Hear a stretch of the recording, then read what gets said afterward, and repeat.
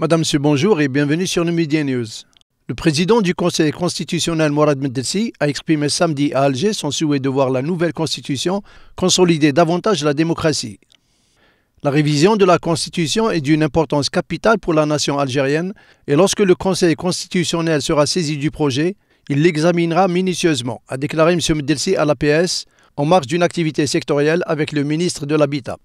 Nous souhaitons que la révision constitutionnelle soit fructueuse en termes de consolidation de la démocratie dans le pays, a-t-il dit, affirmant que les résultats de cette démarche seront certainement positifs. M. Medelsi a souligné par ailleurs que le Conseil constitutionnel est toujours en attente de sa saisine concernant la copie du projet de la révision du texte fondamental du pays. La Constitution est régie par des règles claires et lorsque le président de la République décide de procéder à sa révision, il le fait à travers une saisine officielle du Conseil constitutionnel. Et nous sommes en attente de cette saisine jusqu'à présent, a-t-il dit.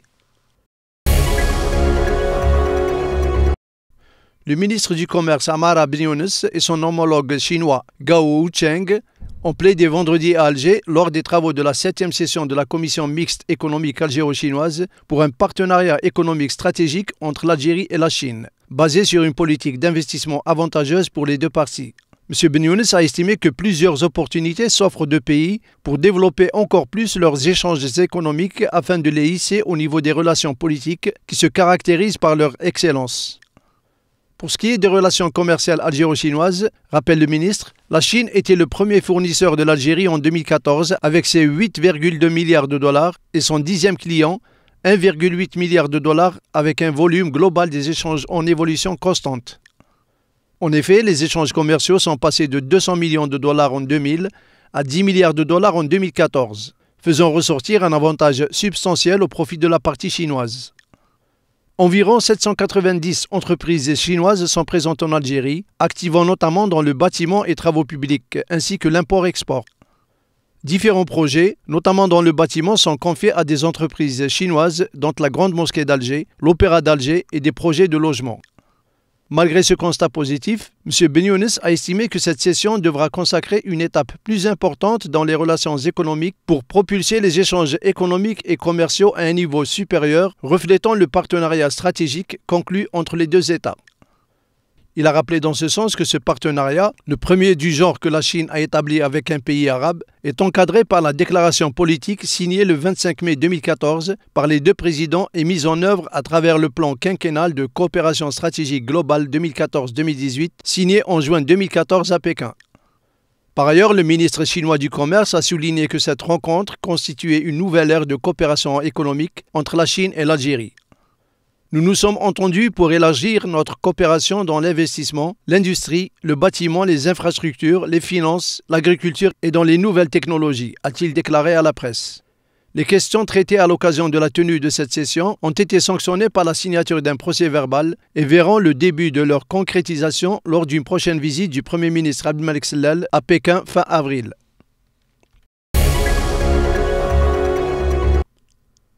Le dialogue engagé entre les dirigeants des partis politiques et les militants politiques libyens, sous la conduite de la mission d'appui des Nations Unies en Libye, dirigée par le représentant spécial du secrétaire général de l'ONU, Bernardino León, se poursuivra lundi à Alger.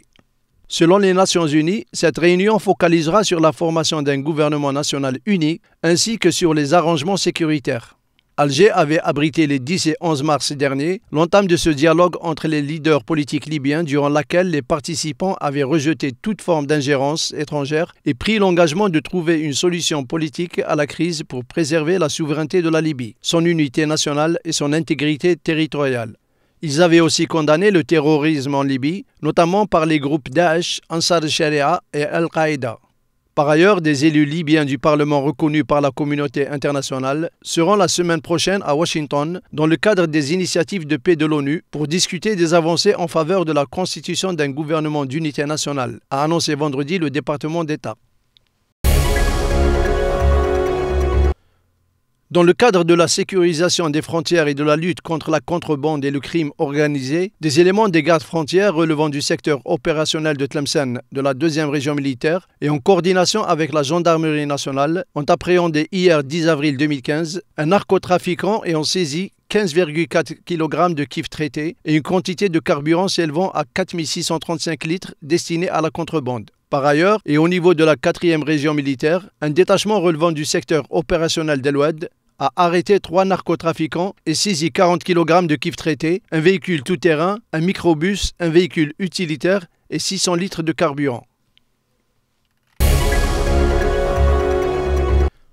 Le président américain Barack Obama et son homologue cubain Raúl Castro ont failli se rencontrer sur le tarmac de l'aéroport de Panama, la veille du 7e sommet des Amériques, censé sceller le rapprochement des États-Unis et de Cuba après 56 ans de guerre froide.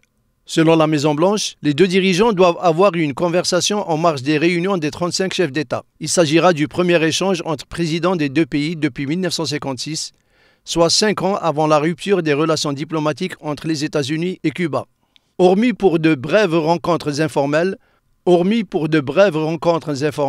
aucun véritable tête-à-tête américano-cubain au niveau présidentiel n'a eu lieu depuis la révolution cubaine de 1959. Après un premier échange lors duquel il n'y a pas eu de conversation substantielle, M. Obama et Castro doivent se rencontrer plus formellement samedi. Au menu de leur discussion figurera certainement la reprise de leurs relations diplomatiques, qui tardent à se concrétiser malgré les séries de discussions de haut niveau à La Havane et Washington. Le principal obstacle à la réouverture d'ambassades réside pour l'instant dans la présence de Cuba sur la liste américaine des États soutenant le terrorisme, qui coupe Cuba d'une partie de l'aide internationale. La Maison-Blanche a indiqué que M. Obama n'était pas encore au stade de prendre une décision sur ce point, mais n'a toutefois pas écarté une annonce au Panama. Tour à tour, le secrétaire général des Nations Unies Ban Ki-moon et le pape François ont appelé La Havane et Washington à surmonter les différences et divisions historiques sur la voie d'un bon voisinage dans la région. Le secrétaire général de l'ONU Ban Ki-moon a appelé vendredi le Maroc et le Front Polisario à redoubler d'efforts pour négocier une solution politique mutuellement acceptable, qui permette une autodétermination pour la population du Sahara occidental. Il est trop tôt pour dire si la nouvelle approche choisie par le représentant du SG de l'ONU, Christopher Ross, portera ses fruits, affirmant par ailleurs que 40 ans après le début de ce conflit, rien ne justifie de maintenir le statu quo. M. Ban a souligné que la frustration croissante parmi les Sahraouis et l'expansion des réseaux criminels et extrémistes dans la région Sahel-Sahara présentent des risques accrus pour la stabilité et la sécurité de la région, relevant que le règlement de la question sahraoui diminuerait ces risques. La MINURSO, dont le mandat arrive à échéance le 30 avril, est actuellement essentiellement chargée de surveiller un cessez-le-feu conclu en 1991. En visite officielle à Paris, le Premier ministre indien Narendra Modi a annoncé vendredi 10 avril que son pays allait signer plusieurs accords avec des entreprises françaises. Le premier, très attendu, concerne la commande de 36 avions de chasse Rafale fabriqués par Dassault en France. M. Modi a ajouté que les termes et conditions doivent être négociés. Le contrat pourrait s'élever à près de 4 milliards d'euros, le prix d'un Rafale à l'export étant estimé à 110 millions d'euros sans les armements. Le gouvernement indien souhaite acquérir dès que possible ces 36 Rafales clés en main, en raison des besoins opérationnels cruciaux des forces aériennes indiennes, a souligné le Premier ministre indien. Les discussions initiales portaient sur 63 appareils pour un contrat total de 7,2 milliards d'euros. Outre cette commande sur étagère d'appareils fabriqués en France, Paris et New Delhi se sont engagés à poursuivre leurs négociations pour la construction d'avions Rafale en Inde. Une tornade particulièrement puissante a tué 2 personnes dans l'Illinois, dans le centre des États-Unis, où des maisons ont été littéralement arrachées de leur fondation à fer dalle. 11 personnes ont été blessées et la tornade a par ailleurs endommagé de nombreux bâtiments. Dans le nord de l'Illinois, une dizaine de personnes ont également été blessées. Le mauvais temps qui règne à travers le Midwest a entraîné l'émission de plusieurs alertes aux tornades par le service météo national, qui évoque une grave menace. Les États de l'Iowa et de l'Ohio ont également été frappés par des tornades, tandis que de nombreux États étaient balayés par des vents puissants. Les autorités procèdent encore à un décompte des habitants afin de vérifier qu'il ne reste pas d'autres victimes éventuelles coincées sous les débris. Mais la plupart des résidents, heureusement prévenus à temps par les secours, avaient quitté leur domicile. Nous clôturons notre édition par cette information insolite qui nous vient du Japon, où les secours tentent désespérément de venir en aide aux derniers rescapés parmi les quelques 149 dauphins qui se sont échoués sur cette plage de Okota, au centre du Japon. La plupart sont morts et les survivants sont dans un état de grande faiblesse. Les gardes-côtes, aidés des associations, s'activent pour amener les mammifères marins au large et les relâcher en mer. Il s'agit de pseudorques et de dauphins d'électre, qui mesurent 2 à 3 mètres de long. Ce genre d'accident a déjà eu lieu au cours de ces 15 dernières années, mais l'ampleur de celle-ci est malheureusement inédite. Voilà, c'est la fin de notre édition. Merci de nous avoir suivis. Excellente journée à vous. Au revoir.